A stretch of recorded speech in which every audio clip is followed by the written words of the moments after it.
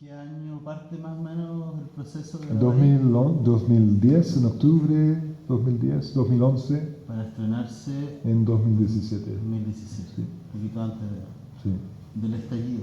Es bonito porque se van conectando muchas cosas, ¿no? Ahora vamos a ver un trocito de Rey Ajá. y, no sé, escuchándote veo las primeras fotos de los entierros, ¿no es cierto? Sí, sí, O sea, perfecto. Sí. antes de incluso pensar en... Sí, esas fotos que han estado viendo son celuloide enterrado. Ahí está el rey, ahí. Que yo fui con el actor, un amigo mío, Rodrigo Lisboa, que pensé que podría ser, para mí parecía a William Antoine de Tonans, el francés. Y le filmé en el bosque y enterré esas películas en mi jardín y las desenterré, las proyecté, las digitalicé. Mucho de eso quedó en la película, pero era un proceso de descubrir la película y el personaje.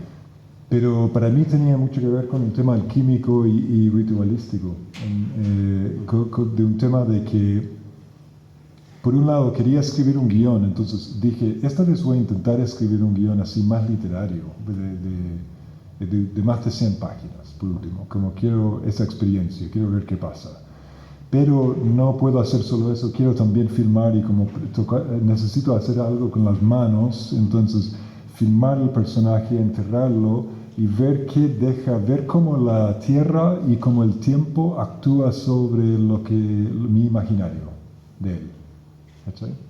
Imaginar que el rey quedó como que imaginar que la conciencia de una fantasma, de una persona muerta, de Oli Antoine quedó mágicamente plasmado encima del celuloide. Todos sus deseos, sus memorias, sus sueños, sus fantasías, sus mentiras, todo, y que yo lo desenterré como un cadáver y tuve que de alguna manera hacer una película, intentar dar orden a este caos. Me di cuenta intentando hacer una película de época que era imposible hacer una película de época que era auténtica, que era veraz, que era una trampa eso, que la historia está realmente deteriorada, nuestras memorias están deterioradas, lo que se escucha de otros, los mismos documentos como fueron escritos, la historia está lleno de hoyos y en realidad es una especie de vacío oscuro, y pensé que eso era absurdo. Era ridículo imaginar que se podía crear una historia coherente de fragmentos arqueológicos de la vida de alguien. Incluso conociendo mi propia vida o cualquier persona, si hay un edificio lleno de documentos y huellas y fotografías de mi vida, no va a contener lo que fue mi vida ahí, realmente. Nadie va a... ¿Quién va a conocer mi lado? ¿Cómo puedes hacer una película biográfica de otra persona si cuando el mundo interno de esa persona no está plasmado a la pantalla? ¿Crees que puedes ver la realidad porque lo miras desde afuera? ¿Cachai? ¿Cómo puedes entender quién era Allende o Abraham Lincoln o William Wallace de Corazón Valiente si no sabes cuáles eran las cosas, lo que él ni sabía de él mismo? ¿Cachai? Entonces, es en ese momento que me di cuenta que era necesario para mí, fundir el lado interno del personaje que fuera indistinguible del lado externo, en realidad. Incluso empecé a darme cuenta que esto es muy importante para cineastas, encuentro yo. Incluso que si uno propone una versión de historia y dices, esta versión yo creo que es fiel, o por lo menos creo que es importante y a nivel político es importante, pero proponer solo una versión es muy riesgoso, porque de hecho de eso está hecho las dictaduras, como de decir, es posible una versión de la historia con una película de época. Esto en su base es un problema, porque uno dice, ¿qué versión? ¿La versión de Oli Antoine? ¿Qué pasa con la gente mapuche? ¿Qué pensaron ellos? Entonces yo creo que las personas que son cineastas acá o quieren hacer películas, creo que es importante esas reflexiones éticas de que me pasó mucho filmando Rey, que como cineastas tenemos enorme poder, es muy peligroso, es muy mágico, es muy maravilloso y es feroz, es terrible. Entonces, ¿cómo se puede seguir haciendo películas así? Eso me enfrenté cuando hice Rey, que era una especie de western de época. Y me di cuenta que en la misma forma, lo que yo hice era intentar hacer pedazos ese género, esa forma, ¿cachai? Literalmente, es decir, eso ya no se puede hacer. Oye, Niles, y otro lado, pero también de la película, pensaba nosotros con lo que cuesta hacer una película o un corto, ¿no? Las dificultades en no solo lo técnico, lo narrativo, que mis ideas realmente logren ser reflejadas en ese producto, las batallas como angustiosas del ideal y de lo que va pasando en el material, ¿no?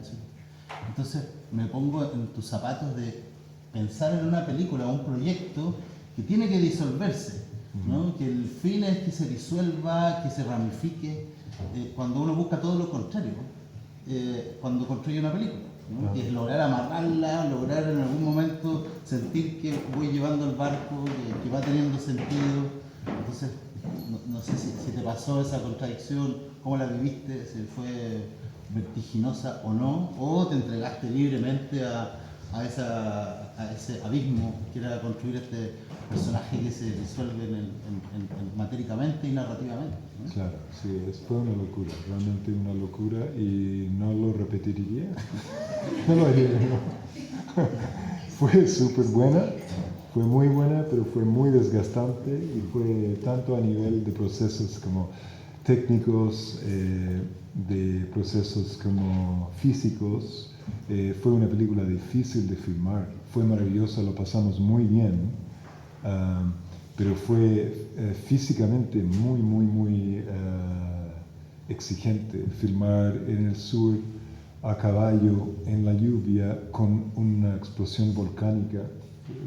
O sea, al final de la película, en la zona que se llama el epílogo, que se llama el Apocalipsis, está lleno de cenizas que están cayendo, y realmente sucedió eso porque nos quedamos atrapados cerca de la frontera de Chile y Argentina con una comunidad mapuche en un lugar que se llama Flor del Valle, cerca de Regolil, que está como 2 horas y media de Curarrehue metido en la cordillera, donde no hay señal, no había señal de teléfono, no pudimos ver en ese momento por lo menos imágenes en televisión ni nada. Entonces quedamos, de repente nos despertamos una mañana y estaba todo así con una gris y salimos a filmar al tiro, pero dentro de 1 hora no pude ver, como a las 11 de la mañana, no pude ver el dedo frente a mi cara. Había una oscuridad que nunca había vivido. Y nos refugiamos dentro de la ruca y filmamos las escenas de ruca. Yo les dije a la familia, yo creo que no filmemos hoy día, ¿no? Esto está muy heavy, ¿qué hacemos? Y dijeron, no, filmemos. Querían filmar. Aprovechemos el tiempo, filmemos acá.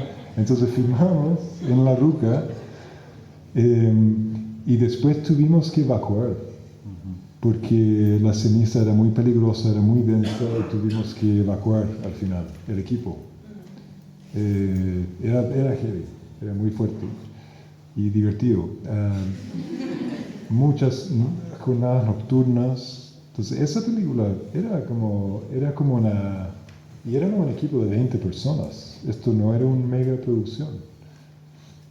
Y muy unidos, como una sensación como súper cálido entre toda la gente del rodaje, pero desgastante también. Entonces fue como, y la postproducción duró 2 años de la película, entonces fue intenso.